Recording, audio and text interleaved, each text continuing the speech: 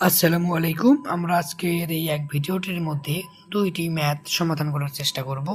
তো দেখা গেছে যে ১৩তম গ্রেড, স্পেশালি ১৩তম গ্রেড থেকে ২০তম গ্রেডের ভিতর যে লিখিত পরীক্ষাগুলো হয়, তার জন্য এই ছোট ছোট বা ফ্রি হ্যান্ড ক্যালকুলেশন সহ ট্রিকি ম্যাথগুলো আমাদের জন্য খুবই ইম্পর্টেন্স। তো আমাদের এখানে প্রথম ম্যাথ এ বলা হয়েছে যদি x plus one by x is equal to 2 হয়, তাহলে আমাদেরকে x divided x square plus x minus one এর মান বের করতে হবে। তো আমাদের কিছু করারই দরকার নেই, আমাদেরকে তো মান দেওয়া আছে কার, আমরা সেইখানে কাজ করব। X plus one by x, এটা লসাগু করলে হয়ে যাবে এক্স স্কোয়ার প্লাস ওয়ান সমান কি হবে, হয়ে যাবে এই এক্স এই 2 এর সাথে গুণন হলে 2x হয়ে যাবে।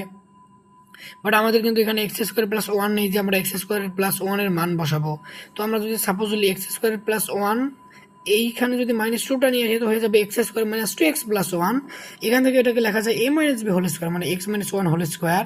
তো এইখানে লেখা যাবে x is equal to one. তাহলে যদি আমরা এখানে মান বসিয়ে দেই, এক্স এর ভ্যালু ওয়ান, এক্স স্কোয়ারের পরিবর্তে one square plus one minus one, তাহলে আমাদের এই প্লাস ওয়ান মাইনাস ওয়ান কেটে যাবে, থাকবে one by one is equal to হয়ে যাবে ওয়ান।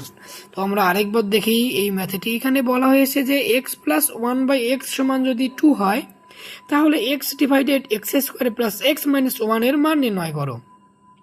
তাহলে আমাদেরকে কি করতে হচ্ছে, এইটা গুণন করার ফলে হয়ে যাচ্ছে x square plus one divided x সমান 2।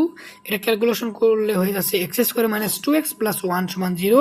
এইটা ক্যালকুলেশন করলে আমরা পাচ্ছি এক্স এর মান 1, তা প্রদত্ত রাশির মধ্যে বসাই দিলে আমরা পাবো 1 অ্যান্সার। তো আপনাদের বোঝার সুবিধার জন্য আমি এটাকে একটু হোল্ড ডাউন করে ধরিয়ে রাখলাম, আপনারা এটাকে একটু স্ক্রিনশট নিয়ে নেবেন আপনাদের বোঝার সুবিধার জন্য। এর পরবর্তী আমরা পরের ম্যাথটি করি।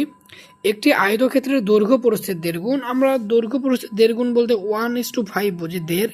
তো 1.5কে আমরা বলতে পারি 15/10 বা 3/2 গুণ। তো সাপোজলি যদি প্রস্থ x মিটার হয়, তাহলে দৈর্ঘ্য হয়ে যাবে প্রস্থের দেড় গুণ বা 3/2 ইন্টু এক্স। তো এর ক্ষেত্রফল 294 বর্গমিটার, তার মানে বোঝাচ্ছে দৈর্ঘ্য ও প্রস্থের গুণফল হবে 294। তাহলে আমরা লিখতে পারি 3/2 ইন্টু এক্স সমান 294। তো এখানে আমরা 3 দিয়ে কাটলে হয়ে যাবে 98, এবং এখানে এক্স ইন্টু এক্স হয়ে যাবে এক্স স্কোয়ার। তো 98কে আবার 2 দ্বারা গুণ করলে হয়ে যাবে 196। এইটাকে যদি আমরা স্কোয়ার রুট এ পাশে স্কোয়ারটা রুট হয়ে যায়, তো হয়ে যাবে 14 মিটার।